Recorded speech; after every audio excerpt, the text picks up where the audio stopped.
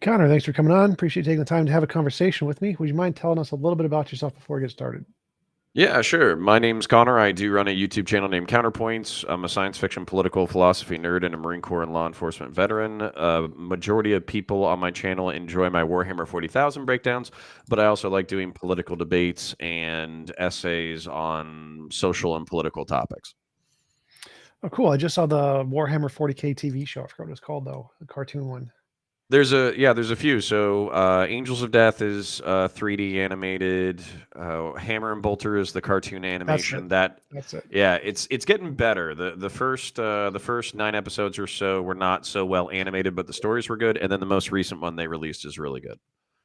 Cool. Yeah, that was a good one. I enjoyed that. Never really cared about the animation much. It's more about the story for me. But, Yeah. People have been fighting me because I'm a little bit more passionate about, like, I want to see the blood and guts. I want the story, but I also want there to be blood and guts. So I've been pushing them to do a little bit better. Makes sense. All right, so the topic today was morality. What is your topic or your position on morality? I'm a moral realist, so I think there is objective morality. That's my position. No, that's super based. I wanted to check out your video a little bit more aggressively, but unfortunately, the hurricane. I'm down in Orlando. I did a fundraiser. I've been doing some volunteering, and actually, I wouldn't mind getting into the objective morality needling you on that from a skeptical perspective, because I believe that there's an objective morality as well. But I've heard the subjectivity or the subjective arguments, and it's really frustrating because it just feels like, oh, well, that's just your opinion, man. And like, that's like but that boils down to it over and over again. Because you're like, hey, no, I think you can understand the answers to moral questions. And they're like, yeah, well, that's just like your opinion. Yeah, that is the typical argument, because I mean, all of the evidence right now just says evolution. Evolution is the core basis of morality. That's all we really got. So any basis of objective morality is essentially a hypothesis more than anything. It's like, we think there's some kind of pattern here. We haven't proved it yet, it's just a hypothesis. And so we're essentially just exploring evidence right now. So how do you get away from, for instance, like what happened in the 18th and 19th century? There was some evolutionary Darwinism, kind of justifications where it was like, oh, these poor stupid idiots over here don't know how to properly run a civilization because of some racial pedigree, and because of that they actually deserve to suffer, so therefore we should be the prime people. So how do you get away from social Darwinism if evolution is your fundamental, like, building block?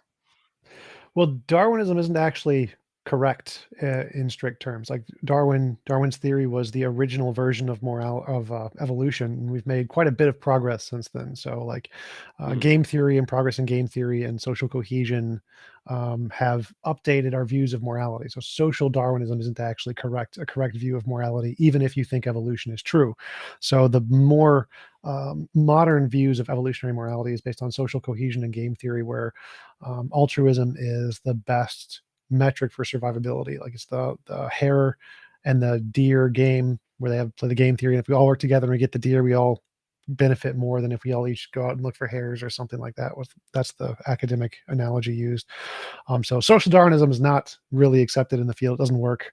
If everyone's selfish, the society demonstrably doesn't do as well as if the society cooperates together, and therefore Darwinian evolution selected for cooperation and not selfishness in general. In particularly when it comes to humans, I'm assuming, at least for like our evolutionary stratagem, is cooperation. And no, that's awesome, because I'm happy that our understanding has evolved from the 18th and 19th century, because I guess the poking for maybe some contention, or differences in view. I actually view, I'm not an anti-theist. I don't view religion in like a hostile way. And if anything, I think that religion has the memes, like the ideas that are kind of like planted within them very deeply, that actually speak to the codification of like human moral norms that are typically beneficial for society.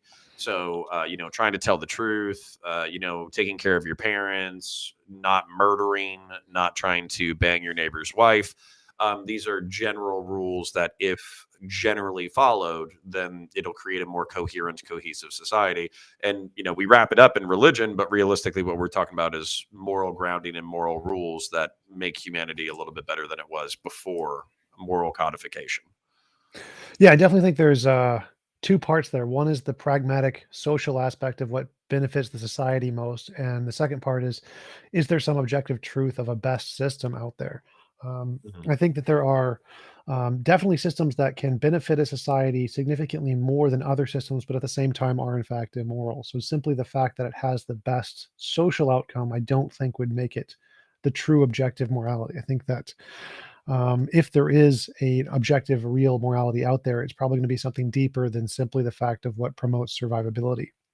Because I think many evil things promote survivability. I think, like, if we look at, to take one heinous example, the Ashkenazi Jews. Like, the Ashkenazi Jews have a significantly higher IQ than everybody else, and in part that's due to the selection factor of what happened from the Nazis. They wiped out the poorest ones, the ones that are least educated. The rich ones and the highly educated ones escaped, and so they have, on average, a much higher IQ in that way, because eugenics technically works even though it's evil. So the fact that eugenics would be Yeah. good for society indirectly doesn't make it moral. Well, and that's super interesting that you kind of brought that up as a as an example, like these social pressures that we put on ourselves that kind of hone things. Because one of the things, for instance, there's this like dissident right philosopher. I'm sure you've bumped into either his work or his followers. But Mencius Medbug or whatever talks about like I'll paraphrase because I actually haven't read his work, but basically like dysgenic cycles. Like first you form your habits and then your habits form you, and we could actually make the perfect pleasurable society. But what's actually going to happen is we're going to destroy what it means to be human, because we rob ourselves of challenge or what would make the best humans, and by constantly padding our society we actually like make it worse off long term. And unfortunately, not trying to be rude to any of the leftoids in my chat, but that's what I do see on the left, is like this constant need to eliminate challenge and barriers and struggle and all of that kind of stuff and suffering. And sometimes I think that can be counterproductive on a long-term basis. I would partially agree, but I think we should get rid of involuntary suffering and challenge. We can get rid of challenge and suffering on an involuntary basis, but still keep it like a video game. So, like, you play a really hard video game, that's still challenge, it's still suffering in some sense, like if you play a Dark Souls or something. But it Mhm. becomes voluntary. And so if you choose to embark on some kind of adventure that involves challenge and suffering, and you experience it that way, you can still gain any of this emotional or psychological benefits of the challenge and suffering without the consequences that are entailed by making it involuntary, making it forced on someone without their consent. So I would agree with the leftists that we should attempt to eliminate all involuntary suffering, but not just outright eliminate all suffering altogether. Well, and so I can see Chemo Maki is like, I thought we were speaking about dysgenics. Yeah, what I'm referring to is basically like the society. I think Idiocracy is probably the closest summary of what I'm talking about, where there's the guy Gatorade who's, to field to like water the fields, like yeah, genius. we're using Gatorade to water the fields because they sponsored the Department of Agriculture. There's the guy who's sitting in his chair that literally absorbs his poop as he watches like the TV show Ow My Balls, which is just a guy getting kicked in the nuts over and over and over again. And when somebody knocks on the door to try to come and talk to him, he says, "Go away, I'm baiting." And it's not because he's actually touching himself. It's because he just wants to say that he's doing something private so people will leave him alone. So yeah, so that's what I'm talking about, is there's directions that we can go in society that would create good, healthy, happy, communicative, long-lived people, and then there's paths that we can go down that probably create a lot of pleasure, but don't necessarily create the best kinds of human beings. And I think that's kind of the struggle. If we were looking for objective morality, is what is objective, what makes the most survivable humans, what makes the best humans, and what is best. Yeah, that would be definitely my first question is what is the best kind of human? Because I don't think humanity matters. I don't think like if we were could I don't know, transform myself into fish. If you wanted to transform yourself into a fish or whatever, like there's no problem with that. It's like go for it, knock yourself out. Keep the intelligence presumably, but I don't think there's any advantage to being human in any sense, in the biological sense at least. But yeah, I think that the objective moral principle in my view is that any involuntary imposition of will is immoral. That's what I would think.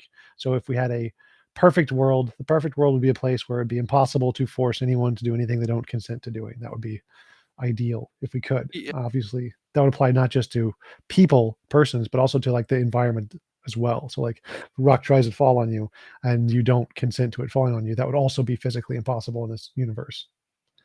Well, I think we can get into there because there's some parts that I could agree that this would be from a human perspective, this would be the best thing from an individual human perspective. But then I also think we have to deal with like the laws of material reality and cataclysm and existing in space and exploration and colonization and all the things that we're trying to do as a species.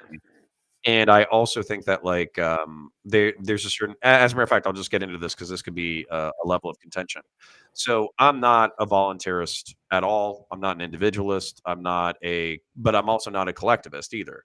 The term that I've come into closely, or the concept that I bumped into closely, is like communitarian, which I've heard described as the balance between collectivism and individualism. And it actually came up from fascist philosophers and nationalist philosophers that I was listening to. They were basically making the argument that coming into the world, you are not an individual that is capable of surviving on your own. For the first like majority of your life, you are completely reliant on the collective, the community, your parents, people outside of yourself in order to survive. And then when you become aged, you're also reliant on the community, the collective in order to survive. So you're an individual in that you need to bring your talents to bear, benefit the society, et cetera, et cetera. But you can't claim that you're an island because you're not actually in significant portions of human life. You are not an island. And from your perspective, you would use this to try and ground a basis of morality, but do you think that basis would be a truly objective basis, or do you think it would be subjective in that it's limited based off of that particular society that you're envisioning, where everyone's not an island? Because it seems like the morality that you're constructing is in this one way the world could be where we're all dependent on our society to evolve. You need this kind of morality to function. But then if you Mhm. imagine a different kind of a world where we all were islands, say we had AIs that did literally everything for us and we could just survive on our own. At that point, would applying your model of morality still accurately describe the moral situations of that planet? Or would there be a deeper system that we could use that could describe both of these accurately?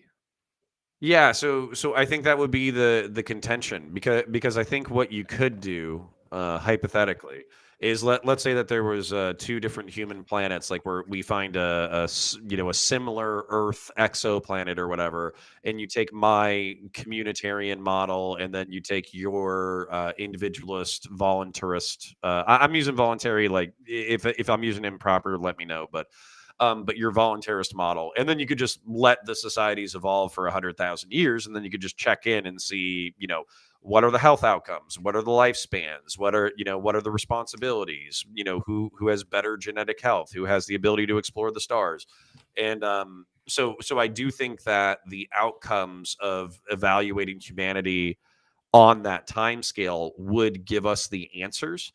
But I also think that we're chipping away at the same thing, but we probably disagree on our axioms. Well, that part I think I'd probably disagree with because I'd say that Hmm. if we take two different planets and we change up the environment in some way, we could see that under certain conditions there are certain rules that would be beneficial. Like, say, don't eat shellfish. If you're in a place that doesn't have antibiotics and the shellfish carry bacteria, don't eat shellfish is a really great moral rule that comes from the Bible, and it would work really well in this system. And they have no idea why, I'm but it happy. does. I'm happy you already you already got that because like a lot of anti-theists or whatever, they are not. They're like, oh, you don't want to eat shellfish, you don't want to eat bacon, you stupid bastard. Like they get like really upset about it. And it's like, no, if you see Steve 3,000 years ago and he eats shellfish and then he dies, then you're gonna be like, okay, God doesn't want us to eat shellfish. Like It's not totally stupid. But anyway, sorry, that's a tangent. It's totally fine. So, but yeah, to go on with my analogy. So let's say we have these two worlds, and one says don't eat shellfish. But let's say they both say don't eat shellfish, but one of them has antibiotics and one of them doesn't.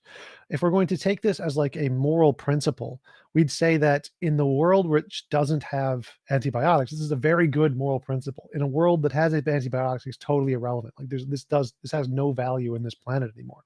And so my analogy is meant to essentially illustrate the same thing I asked before, is if we take your model of this pragmatic system that we need this group cohesion to survive, that would be kind of like the having no antibiotics and we don't eat shellfish because we need this pragmatically to function. But if we didn't have this constraint, well, now we don't need this rule anymore. This rule seems to be kind of redundant, and we can get rid of it and replace it with something more fundamental. And that's what I would see as the problem with your model. If we try to just apply it to a universe or to a world and see how it evolves over time, that's really only taking into effect the pragmatic limitations of that world and not really the fundamental nature of morality that would apply to all possible worlds, which is more like what I would think of as objective. Well, and I'm okay with chipping away at that and trying to figure it out best. But just even within this example, antibiotics working on a certain planet, et cetera, et cetera. Like there would be an externality that I would take for the overuse of antibiotics. So, for instance, let's say that we create the rule: oh, everybody can eat shellfish, everybody can eat pork, everybody can do whatever they want whenever they want to, blah blah blah. But then what ends up happening is we overuse antibiotics to the point that we create like antibiotic resistant superbugs that then like wipe out half the planet. Now, you started with a stupid rule of don't eat shellfish, and but because you thought you were mitigating it with this brand new technology that's amazing and beautiful, but then you end up creating superbugs. And I think we even see some of these things, not that they're all bad, but these are like evolutionary filters that we're moving ourselves through. For instance, like globalization. Globalization has so many benefits. Like we actually don't know the amount of wars that we're not fighting because we're economically interdependent between nations, right? Like we have no idea what conflicts would have looked like if we maintained the purely nationalistic model. But that being said, we also have diseases that can spread across the planet almost instantaneously because we have, air travel and ship travel and all that kind of stuff. And we don't seem to have the ability to counter disease. So that's what I'm saying is it's tough to know what's truly true when you have all these externalities that you can't calculate for, because the limitations of the human mind are there. Right. So you'd have to start with one particular example and figure out in which cases is this a good social moral system and what makes it a good social moral system. Like, what is the criterion that makes this relevant? And if we can change that criterion and it's not relevant, why was it relevant? What is the thing that we were interested in that made us think about this principle in the first place? So you can take any one of the examples you picked. Why do you think that is an important role? What makes that morally significant? Yeah, and I think if you're poking at the bottom of it, you're really trying to hit bedrock. I do think it is like survivability, and then also passing on to the next generation, and then being healthy and happy as much as possible within a human life. And I do think that there's like different stages that you could evaluate. This is something that I'm trying to do because as I get older, my body's more broken, et cetera, et cetera. I get a little bit more depressed about aging and mortality. Basically what I try to picture is, what does an ideal 30-year-old, 40-year-old, 50-year-old, 60-year-old, 70-year-old, 80-year-old, 90-year-old human look like? And what's the ideal version of myself within that, I don't know, that archetype? And so then I have a goal to strive towards that I will fail, but at least I have a goal to strive towards. So how would you answer that? What do you think the difference would be between an ideal 30-year-old and an ideal 80-year-old? Limitation. Basically like an 80-year-old isn't going to be as physically capable as a 30-year-old. So there's going to be certain things that a 30-year-old is going to do that an 80-year-old isn't. And then I think within limitation comes different roles.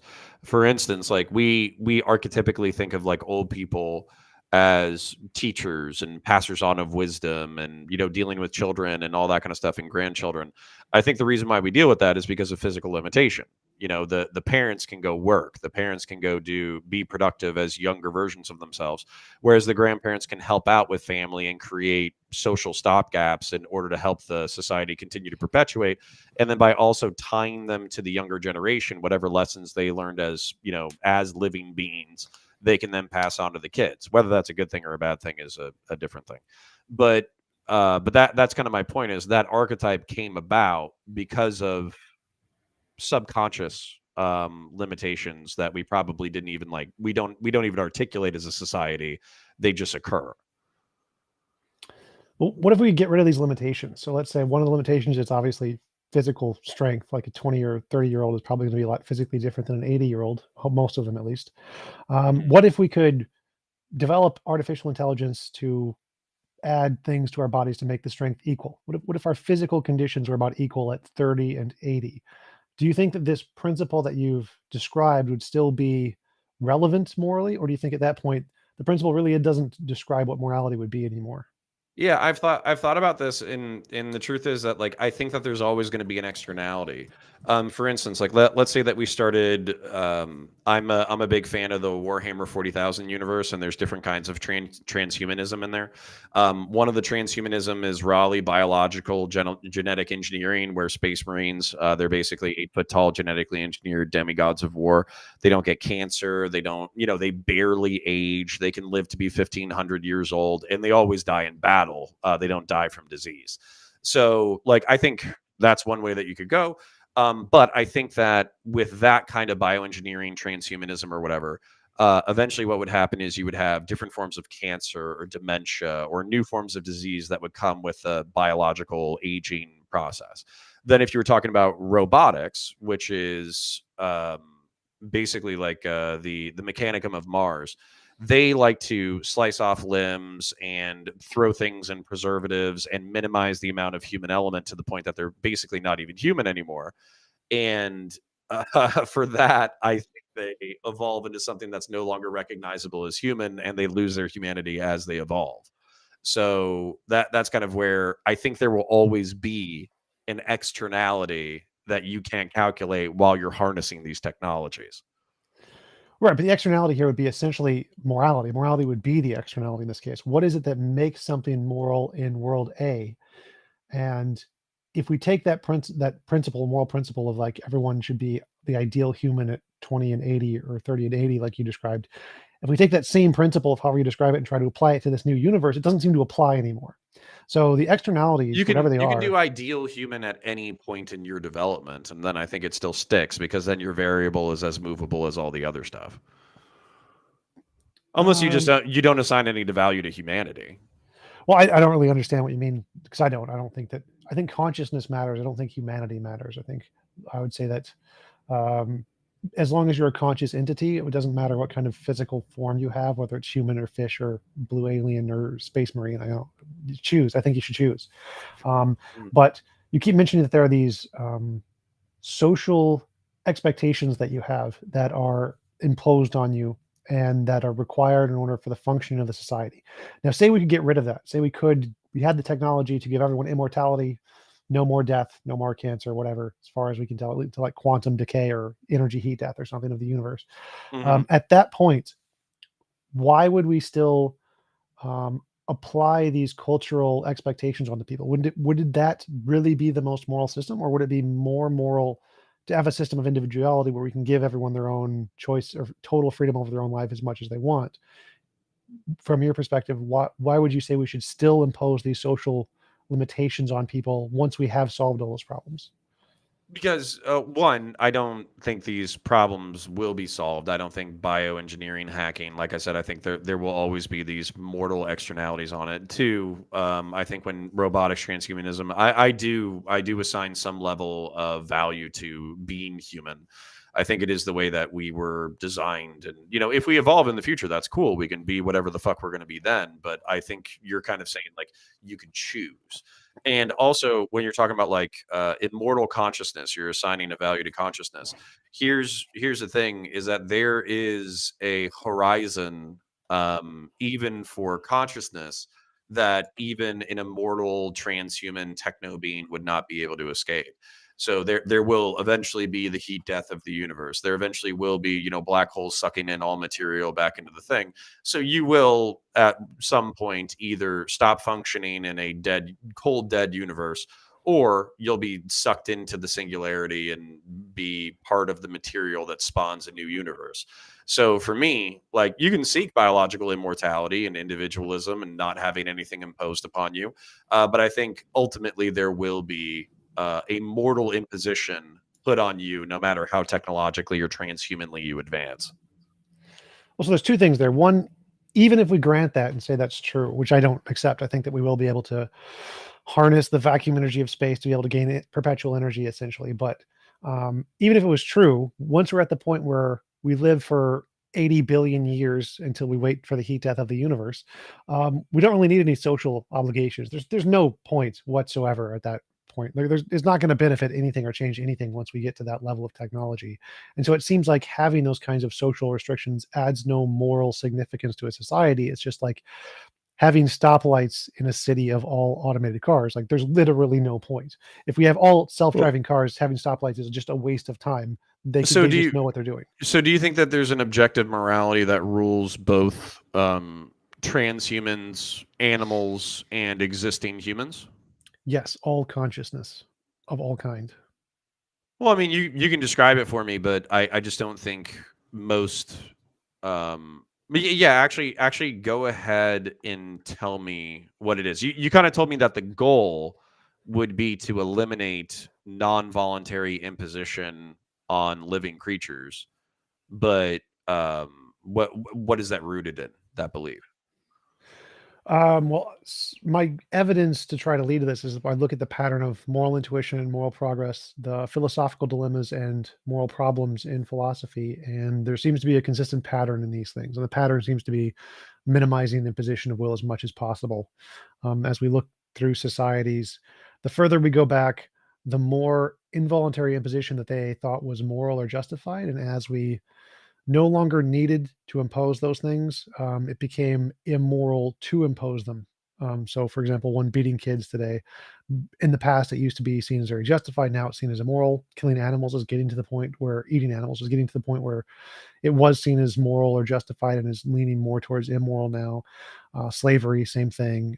War with tribes and just killing. If you see a person from a different tribe, you used to be like, just go kill them so they didn't come steal your stuff. And that was moral or good at the time period.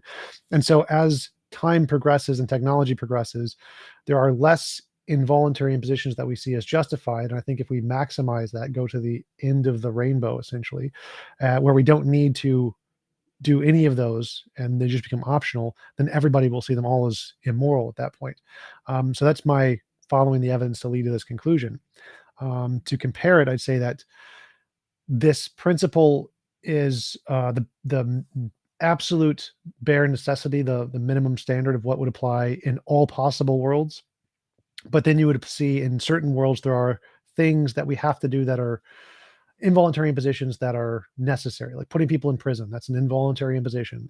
The prisoners don't want to be in prison, but we have to do that to prevent them from harming other people, which would be greater involuntary imposition. So we have to do one involuntary imposition to prevent greater ones. And so in this world where we require prisons, we can't maximize that one principle. But if we want to have an objective morality, we need some principle that would apply to all possible worlds, not just this one state where we require prisons, but something that would apply in this world, but also the one where we've achieved the singularity and we don't need prisons at all because no one can hurt each other in the first place. What principle would be moral that would apply to both of these and everything in between? That would be the objective moral principle. Well, so it's neat and it's clean, which is why I don't like it. The so the I get it, and on top of that, I understand, like, it would be a moving goal as technology and life develop, where as you develop these new technologies or transhumanism or whatever, non-reliance on, like, so for instance, you were talking about, like, sucking out the energy of the vacuum of space in order to power yourself as an internal conscious being. you might be able to eliminate your imposition on other conscious creatures. Like I completely, I'm tracking all of that.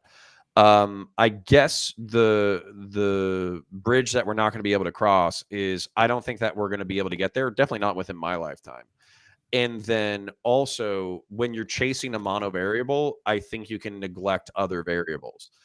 So, for instance, like the reason why I brought up the evolutionary timescale society argument or whatever is because let's say that we created a raw voluntarist society, and on top of that, we had the technology to do so. Like you could give humans or whatever conscious, intelligent beings, whatever you wanted to call them, you could give them unlimited energy and basically impose no workload on them whatsoever. And we had the ability to do so. If 80% of the conscious beings literally go into, I think they call it like the pleasure machine or whatever, where they just have like this like slow drip of, heroin and like sex and dopamine and all that kind of stuff constantly hitting their system. And they just sit there for, the whatever their lifespan is until eventually they pass out of existence or, whatever. Then I wouldn't view that as a good way to spend time, even though 80% of people are making a voluntary decision to exist this way. Just because they're choosing to live that way doesn't mean that I think that's the correct way to exist. Well, in that world, what do you think would be the correct way to exist when we're at the point where we have infinite energy and can do whatever we want? What is the correct way to exist in that world? I think it's still to struggle. I think it's to go on the Jungian Campbellian adventure. I think it's to look for challenges and frontiers and new things to do. And I think it's to take on those challenges and figure out the limitations of the universe and to fail and to die in doing so, but then to also learn new things and create new things out of that experience. I think that might not be a uniquely human thing, but I also think that that's it's a pretty primal, fundamental urge. What's the difference between those two? Because when I envision being in the pleasure machine, I'm essentially envisioning playing video games, going through struggles, learning stuff, trying to make progress, possibly being like a scientist and wanting to learn more stuff about the universe. Like essentially, what most people would be doing would be just exactly what you said. They'd be playing video games and learning stuff and having fun and challenging and working together to overcome challenges and getting to know one another through the digital mind space, whatever. And creating stories for other people to do these things with. I mean, what I envision that perfect world being like is essentially everything you just said. Once we get to the point where we no longer need resources and can like have to farm them or whatever, have to kill other things to feed ourselves, we're essentially going to spend most of our times playing video games or working together on problems or scientific discovery. That's going to be what we're going to do. So wouldn't that be evidence that this model was correct because it essentially describes exactly the world you think would be perfect? No, because I think most people would opt out of that. I think I don't have. I'm way more cynical about the nature of humanity. I think human beings are ultimately selfish and lazy and maybe biologically designed to do so, to be selfish and lazy because they just have the programming. So what I envision is a significant amount of the population not going after challenges or new digital experiences or harnessing their brains in order to study the realm. I think what they'll do is they'll watch the Kardashians or the transhuman equivalent of the Kardashians and eat Doritos and the digital transhuman version of Doritos. And I think they'll do that because of an innate law, but power that humans have, which is we want as much as possible with as little cost as possible, and then to enjoy as much as possible. Well, do you think more people watch the Kardashians or play video games? I'd have to look at the numbers, to be honest. I mean, I'm sure video games because everybody does video games, Right. but how many? Okay, but how many people are playing? I don't know. What's like your most? How many people are playing StarCraft 2 at an elite level versus people playing Candy Crush? You know what I'm saying? Well, I mean, I don't know if the elite level matters, because the point of learning and discovery isn't to be at the forefront of knowledge. Like if that was the goal, like literally no one will ever achieve that. But um, if your goal because I think the purpose or the goal of objective morality would be to progress from where you are, not to be the best in the field, essentially. And so as long as you're making progress and learning, I think that is achieving the goal of humanity. So if you're learning StarCraft, but you're like a bronze level player and you're absolute garbage, but you learn how to like micromanage a little bit, or you're doing a little bit of micro, you've made progress. You're doing the thing. You're doing the human thing of Well, learning or whatever. yeah, so actually this is a question that somebody asked in chat that I'm kind of curious about. So they were saying like, well, this is a very human moral frame. What do you do with you know, lions or tigers or apex predators or owls that are designed to survive based off of an imposition on other living creatures? Like, do you kill them because they're no longer necessary? Do you kill their prey? Do you kill the predator? Like, like what do you do in order to minimize the involuntary imposition of will between living creatures? Exact same thing. We give them infinite amount of energy, and we'd upgrade their intelligence so they have some minimum level of rationality and can understand things. And then we'd also put them in the same world where they can have a world and generate artificial right mice or whatever to go hunt that aren't real mice, and they can go Well, enjoy their yeah. video game. So this is like actually so this is it's kind of funny because DJL says cat heaven is mice hell. And what, what I was thinking about was dude, this is like the Matrix, but you're like the Matrix is based actually, and we should do the Matrix. Like that's pretty much what I'm hearing. Sort of, yeah, but like so mice heaven or cat heaven wouldn't have any mice in it. The mice would have their own heaven. The cat would have their own heaven. They have artificial intelligences of just fake mice Or it'd that have just digital simulate mice. mice. Yeah. Exactly. Yes, Um, simulacra of mice, but yeah, also so well designed that they would. But then that's also so this is also incredibly weird too, because like in order to eliminate like real world mice hell, because real world mice hell is they run around, they scurry, they forage for stuff, and then they you know, and then they get hunted and picked off and all that kind of stuff, and they have to fuck, eat shit, and die before they get picked off. So in order to avoid mice hell, what you have to do is because mice are pretty dumb. I mean, they're actually really smart animals, but they wouldn't understand what we're talking about. So you would have to kidnap the mice, like open up their skulls, like hook in the matrix into their brain, and then like allow them to transform their digital self into, you know, immortal hyper intelligent entities in order to continue to in order to get past this frame that you've created. So is well, I think that it'd not be a like from negative the what you also, well, actually in your own system, isn't this like a less of an imposition of will versus them continuing to exist naturally? So isn't well, this no, the because you have to logical be able to extension? consent. You have to have some minimum level of intelligence to consent. And so, like, I Yeah. wouldn't say that if someone was mentally handicapped and they wanted to, I don't know, torture themselves forever, I don't think that's a rational decision. So you have to cure the mental limitations that are placed on us through biology, like tumors, brain tumors. Like remove the brain tumor first, and then give them the ability to think, and then you can consent and do whatever you want in your world. And so for mice, things are children, things that have been intellectually handicapped by biology because their brains haven't been developed yet, we would just speed up the process and make them higher, give them the minimum level of intelligence or whatever, and that would be freeing them of the limitations that biology has placed on them. So it wouldn't be an imposition on that will at that point. It would be giving them free will at that point. Well, so there's actually there's a TV show that I think really challenges the concepts of immortality and kind of shows some of its flaws. And it's called it's a book series also. What is it called? Altered Black Carbon. Mirror. Oh, gotcha. Yeah. So altered carbon. And what they have is they have, you know, I think it's called like DHF or something like that. It's digital human freight.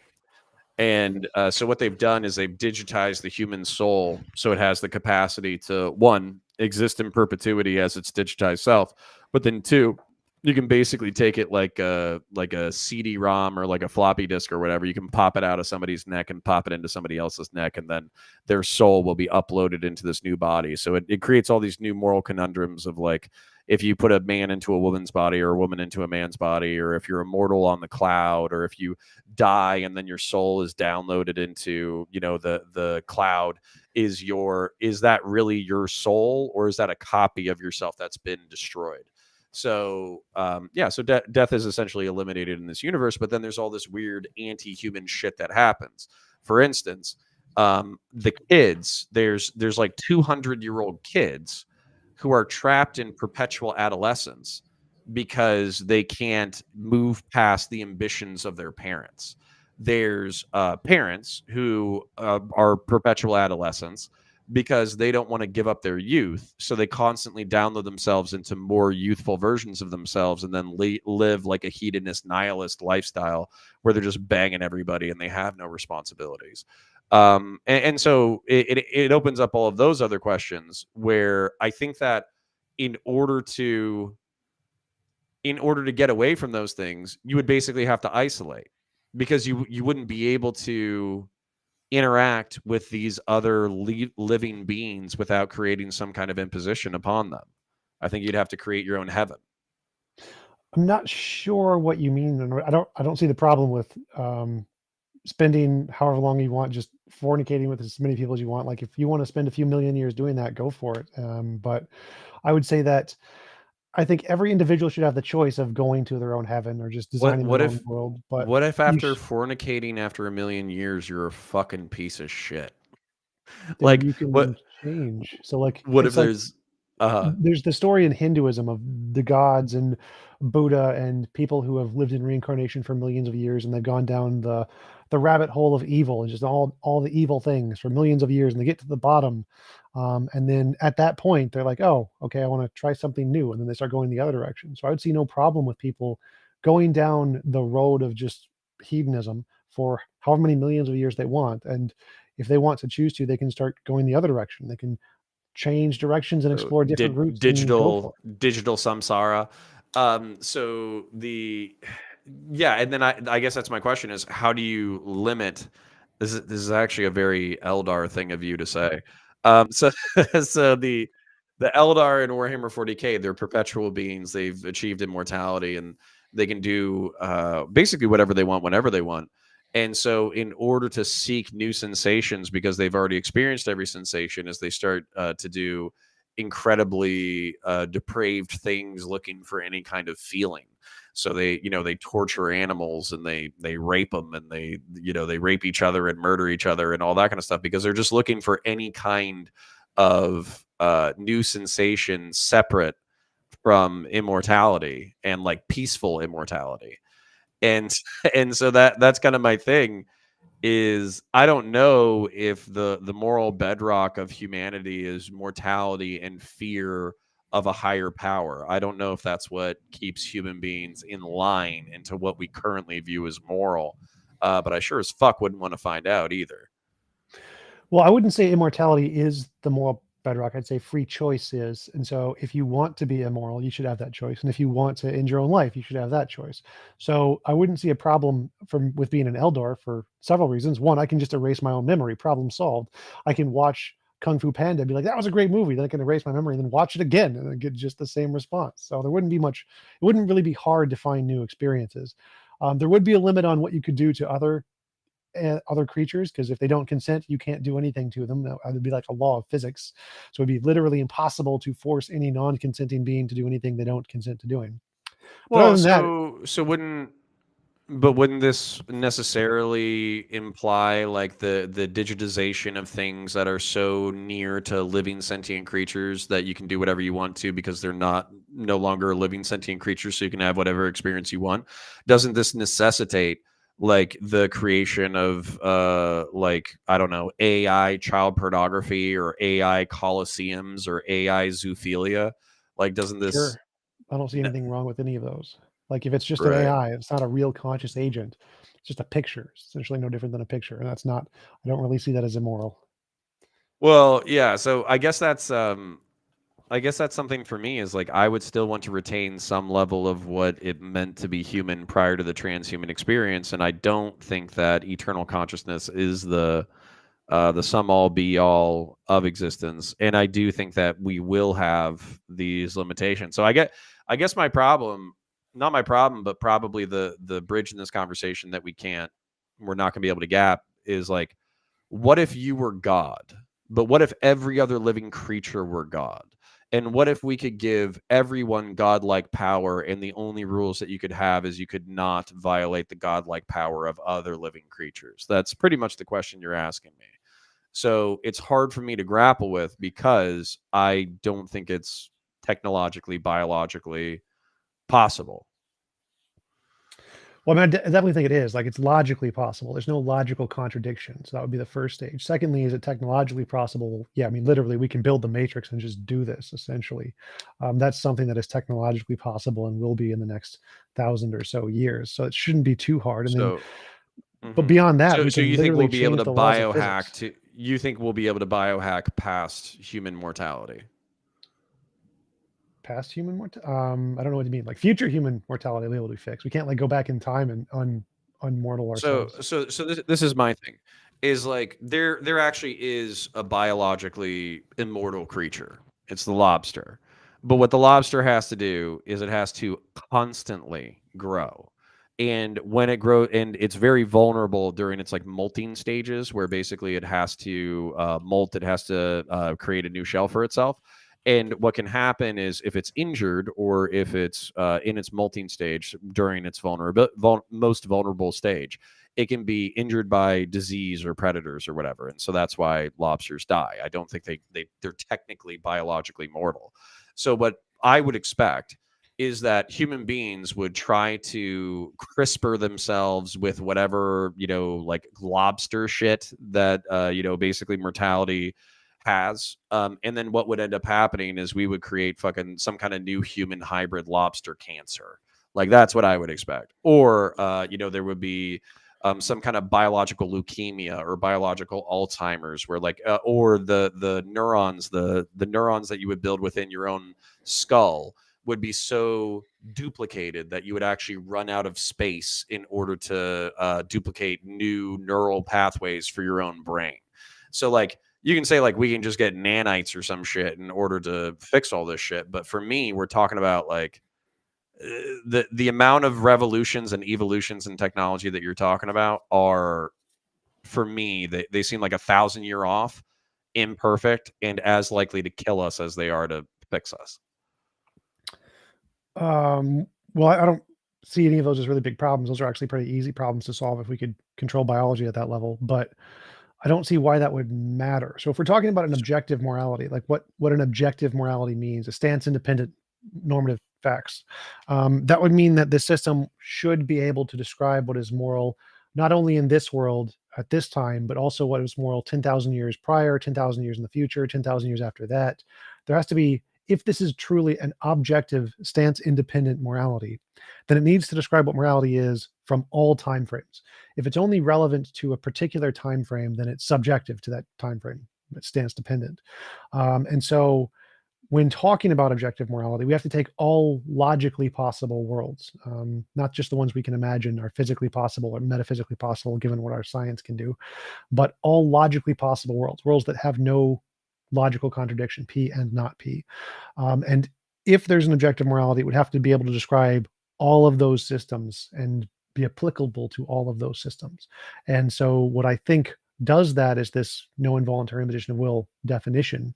And then we can say, okay, given that this is the objective definition, we can try to apply it the best we can given our pragmatic limitations. We get as close to there as possible given what we do. So we're gonna have to keep stoplights, Well, keep prisons, because but so go are ahead. so are animals immoral because they're not striving to fix this problem?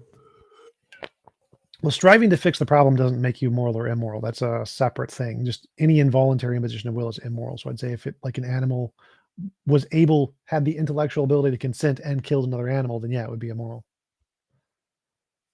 So is it acceptable because it's like a necessary imposition of will? So for instance, like if an owl kills a mouse, owl's got to eat, right, in order to continue to survive, and Yeah, it has the biological drive to continue perpetuate its consciousness. So insofar as it's meeting its own limitations, it's not an immoral act because it's only acting in the need to perpetuate its own survival. I'd say it's a justified immoral act. Still immoral, but it's justified. So you have a Okay. justification for doing the immoral action. Okay, then I'm still tracking so far. And then, yeah, I guess we just disagree on whether or not this world is possible, or whether or not it'll have externalities. As a matter of fact, somebody in chat kind of reminded me, basically my question. So, do you? I know we're positing hypotheticals, but do you think that what we will do is digitize consciousness? Or do you think that we will kind of matrix ourselves, where we'll have a biological form, but then we'll like hook into a digital thing? So is it going to be like a hybrid, like biological and technological, or is it going to be raw technological? It's definitely going to be a hybrid. So the first stage is going to be fusing our brains to AI brains, essentially. And then once we get to that stage, we're going to be able to fully technologize our brains, our biology. So we're going to be able to fuse technology and biology to make it more sustainable than simply biology. But it's definitely going to be a fusion initially. We're not going to like literally build a computer and go into it. That would be impossible until you had the fusion in the first place. You first have to be able to fuse your brain into a So computer to do so that. biology has a shitload of limitations, and you would basically have to harness the technology in order to constantly prune and maintain the biology. So at what point does the biology just become, why are we even bothering? I'm not sure what you mean when you say biology has a lot of limitations. Like biology is extremely good at pruning itself. It does a very, very good job of doing that. Like your immune system is a fantastic example of that. Cellular division and white cells killing cancer cells is a phenomenal example of that. They're not perfect, but they work at like 99.999 something percent success rate. These are very, very good systems, and we'd only have to change them slightly to make them even better to like the almost indiscernibly between 100% success rate.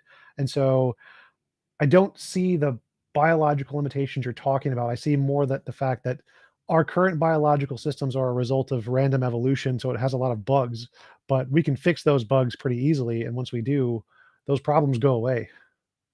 Yeah, so I guess my the reason why I'm more skeptical is because for me, by like the reason why we develop cancer and the reason why cancer is so random is because of the trillions of dollars of or not trillions of dollars, the trillions of like cellular replications that occur.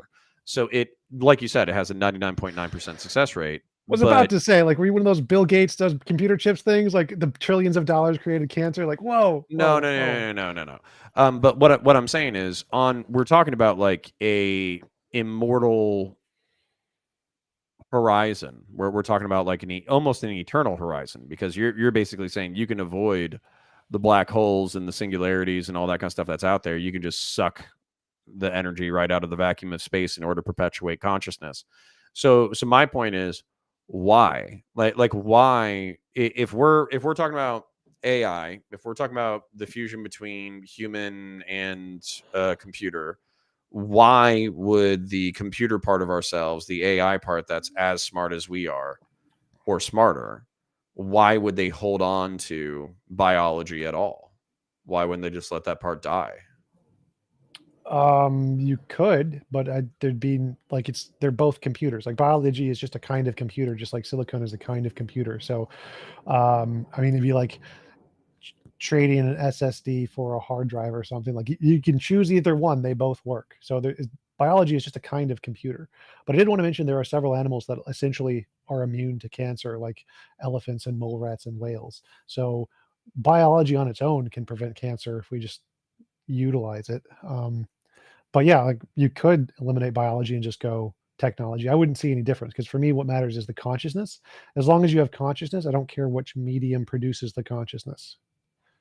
Yeah, well, I think the thing that a lot of people are afraid of, or it's partially what I'm afraid of, but I'm also just kind of take reality on its own, is the fact that if we did create AI that's smarter than us, if we did create these cyborg whatever things, if we did perfect biology, or if ultimately the robotic intelligence decides that, you know, metal and microchips and raw rare earth materials are better things to build with than the biological, then that part of us would die, but we don't understand that level of consciousness. We don't understand if it's truly conscious or if it's like a replication of consciousness.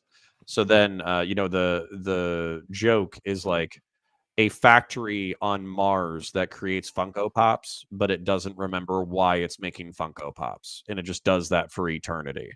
And so that's the fear, is like soulless consciousness perpetuating forever for no point.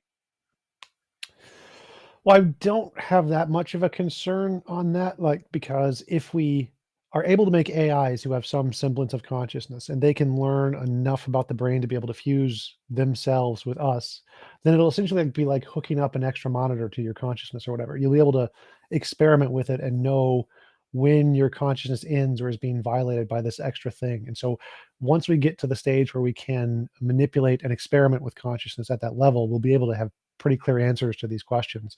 Obviously, we don't now because we have no idea how consciousness works. But once we get to that level, these are going to be the first things we're going to learn about when discovering what consciousness is. Yeah. So Marty, mad scientist, this guy keeps referencing anime cartoons. No, Altered Carbon is shot IRL. Fuck you.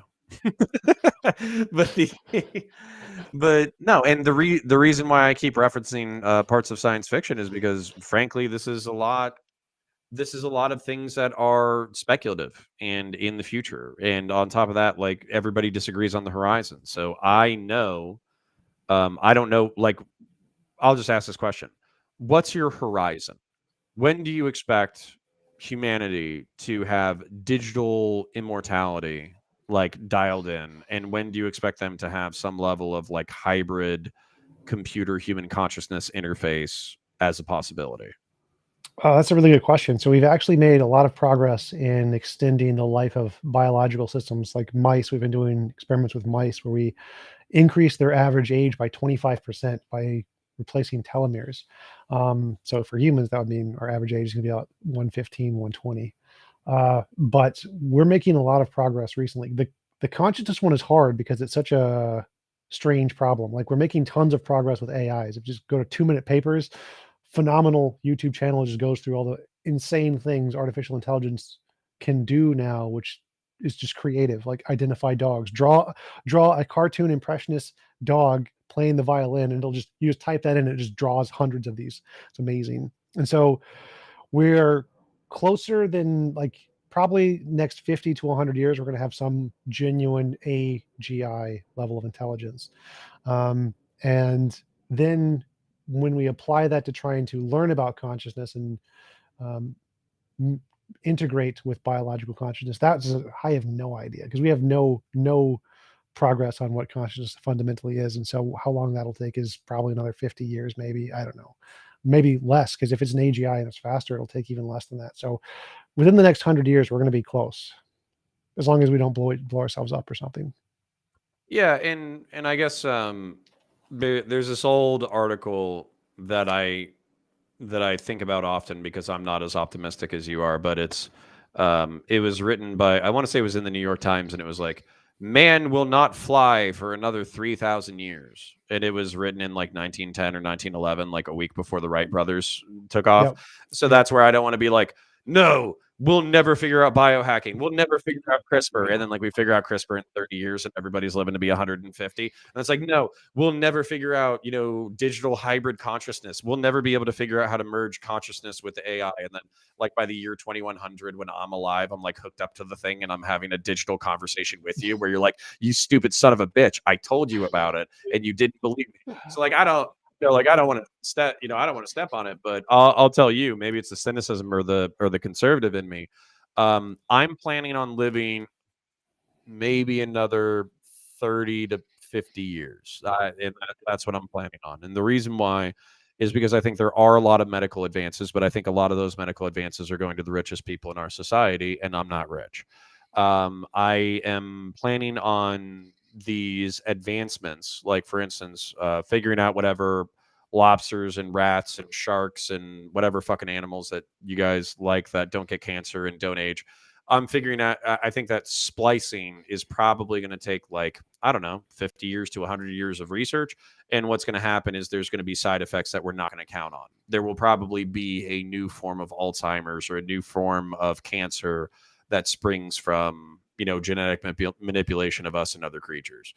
So I'm just counting on basically like the Titanic, it was supposed to be like one of the most modern, exciting ships to ever happen. I'm expecting there to be a space Titanic. I'm expecting there to be a gene manipulation Titanic. I'm expecting there to be a digital human hybrid consciousness Titanic. And I expect that I am more likely to be either dead before then or a passenger on that Titanic than I am to be the survivor of it. I find that unlikely because the percentage of people who died on the Titanic are far fewer than the people who lived through the technological advancements produced by building it. And so I find the probability of that happening. I do agree that those things are probably going to happen, but the percentage chance you're going to be one of those is probably going to be small. The number of people affected by I'm those saying, is going to be or dying poor, or dying poor in the background. got a good chance there of are plenty that. of people Capitalism has a firm hold. As long as capitalism has a firm hold, that one's going to be very high percent chance of that. Yeah, I think there's a high percentage chance of dying poor in the background. And then the only other thing that I wanted to point out is there's this philosophy. So you kind of rooted your moral philosophy, your objective morality, in a variable that I agree with, or like I could understand how it would be consistent. Right? Like I understand that your variable is consistent throughout all of the examples you give and the examples in the future, which I think is nice. But I do think that there's going to be the reason why I never trust anything simple is because I think that almost everything is complex and is multivariable. So it's nice that you have a consistent moral outlook.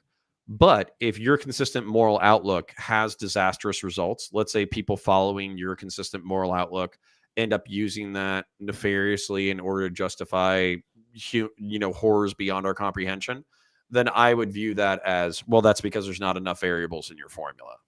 And I think that's part of trying to hit moral bedrock is calculating more than just one variable. I actually think it's kind of ballsy to assume it would only be one variable. Well, I'd have two concerns there. One is that, like in physics, simplicity is one of the best indicators of truth. So the simpler the model is, if it corresponds to reality, usually the better it is.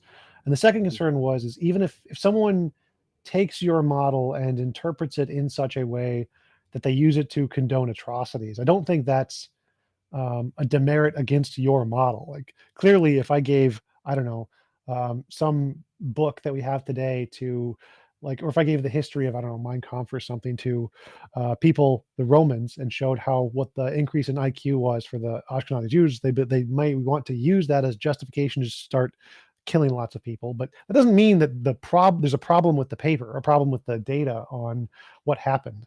That still could be 100% correct. It wouldn't be wrong simply because a certain demographic of people wanted to use it to have negative consequences. So I wouldn't use that as something to evaluate the truth of a model simply because some people use it to kill people as a justification to kill people.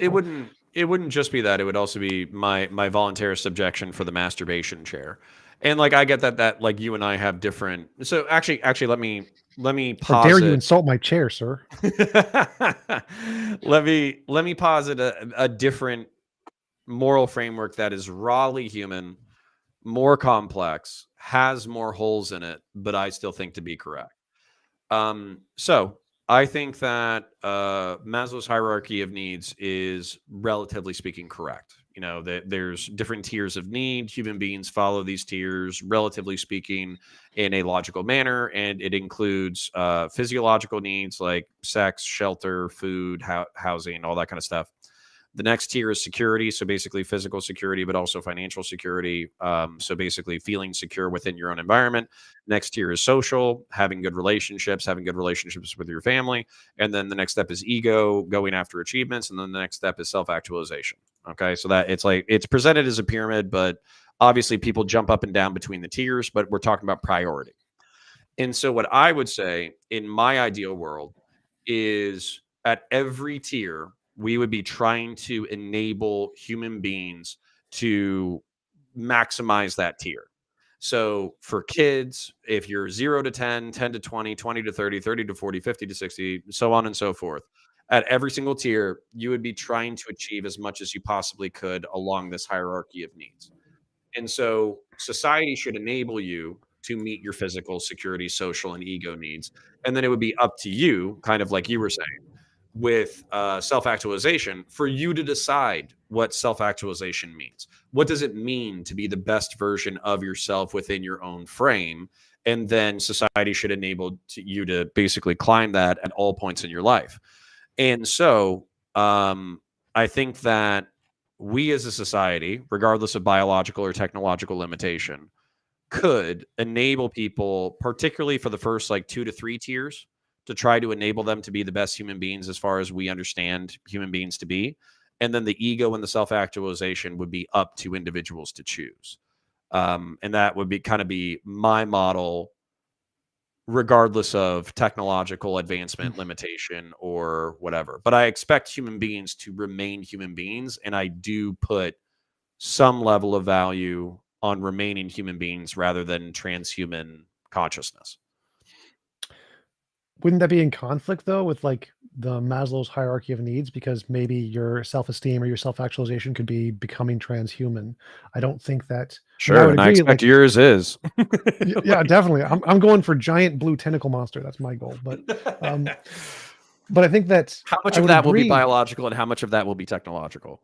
I'm going Are the like, tentacles going to be biological or are they going to be robotic? oh, there's soul What's the tentacles, system? spiritual soul tentacles. I'm taking them from the spaghetti monster and then some from Okay. like Jesus. Get some Jesus Okay. tentacles in there. But So you'll be like a space squid, like uh, just kind of like just like floating through the void. All right. Okay. Cool. yep, Got it. yep, yep. Jewish squid space zombie. That's right.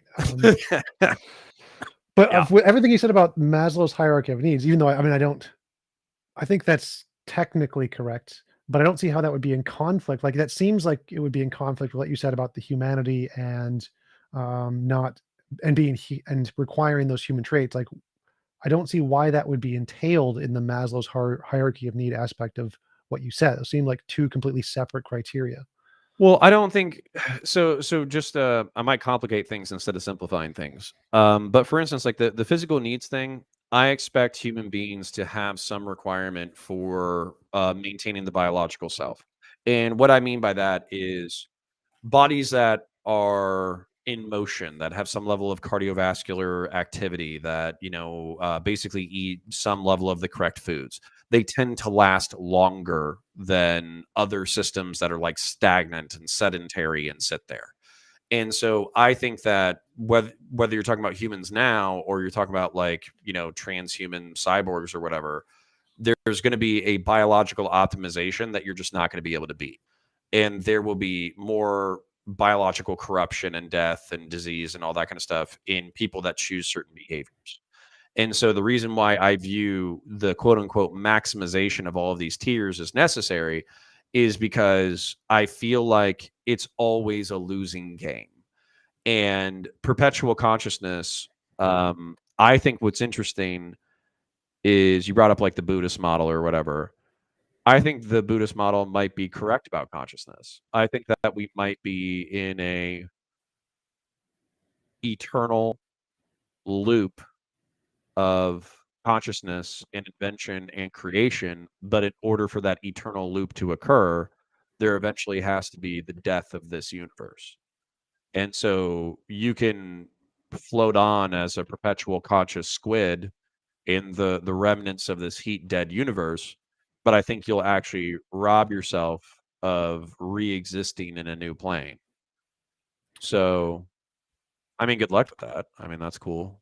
Fucking Well, it seems to me like you're determining that the core value of importance there was the survivability of the system. So you said like there are certain systems like reproductive or breathing systems that help you to survive for longer, and people who depart from that will be less successful because they won't survive for longer. But let's say we could prove, for example, a transhumanist system would definitively be better in every conceivable way. Like there's probably going to be a Titanic, like you said, but the Titanic only affected a small number of people relative to the number of people who now use boats with the same technology who survive. And so, even though if there is going to be a transhumanist Titanic, the vast majority of people who benefit from transhumanism would survive significantly longer than biological humans. So, by your own criteria, wouldn't that be a reason to adopt transhumanism and not remain human? Yeah. I legitimately do not have the answer to that question. I just don't. And the reason why is because I don't know what that would look like. So for instance, like I think that with your moral system, so what basically what would be happening is there would be two worlds. There would be like the Luddite world and there would be the transhuman. And in the Luddite world, people would have sex, they would have babies, they would have families, they would probably continue the traditional model, interact with the natural world, and die. And they would just continue that cycle that we seem to have been trapped in for at least a few 100,000 to a few million to a few billion years, depending on your definition. Then there would be the transhumans who are basically hooked up either into like their cyborg consciousness or whatever, or they would be within their own heaven. But then I think that there would be different moral frames where, kind of like you were saying from the Hindu moral perspective, people would just indulge in like unlimited exploration of their own impulses. And I just, you know, fuck, I just don't even know if the human mind is capable of dealing with unlimited exploration of your own impulses. It's an Y'all might drive interesting. yourself insane.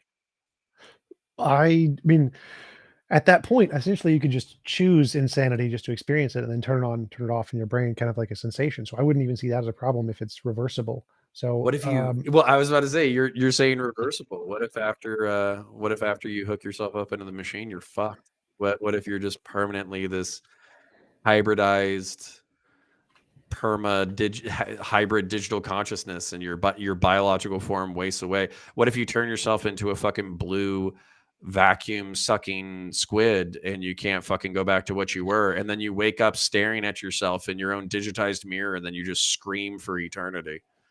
well, I figured that would be the Titanic example you used, and I think that will probably happen to some group, but once it does, then they're gonna be like, "Oh, that was bad, we should fix that." Just like they did with the Titanic. You see, here's a Ugh. problem, killed a lot of people, then they fix it, and everybody else, the millions and billions of other people who benefit from it don't have the same problem. So yes, problems will Dude, happen, that's a some that's people a will suffer. huge that's a huge risk though. Like honestly, like I think Well, the trick is don't be the first guy in the machine. Let somebody else yeah, do it be like the first. third.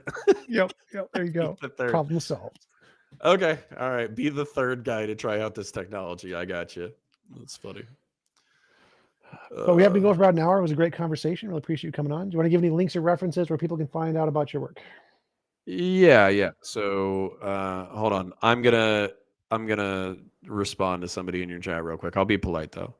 Don't do that. Massimu. Yell and scream. Okay, Dumpster fires get me so many more views. So Massey. please. Okay, Massey Manuka. This guy sounds surprisingly broken. Yeah, it's because I've seen some shit. I've done some shit.